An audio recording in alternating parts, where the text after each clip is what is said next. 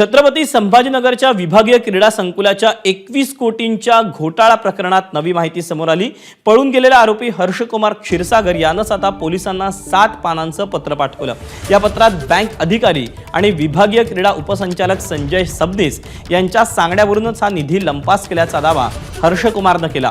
तर उपसंचालकांनी मला जीवे मारण्याची धमकी दिल्यामुळे आपण हा घोटाळा केल्याचा दावाही त्याने पत्रात केला। दरम्यान हर्षकुमारची मैत्रीण अर्पिताला पोलिसांनी शनिवारी नवी मुंबईतून अटक केली।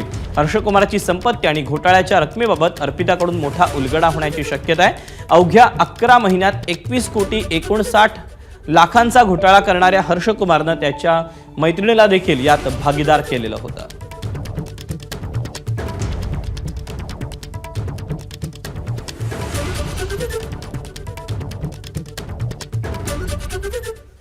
दरम्यान हर्षकुमार क्षीरसागरने कोणाकोणाची नावं घेतलीत आपण पाहूया।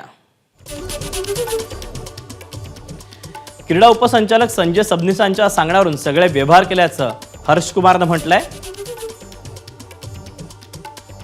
इंडियन बँकेच्या सुशील कुमार सहानींचं सबनीसांची संगनमत असल्याचं हर्षकुमार म्हणतोय।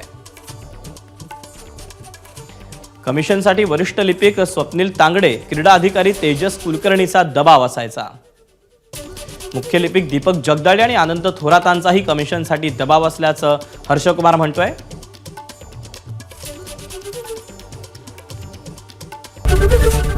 एबीपी माझा, उघडा डोळे बघा नीट।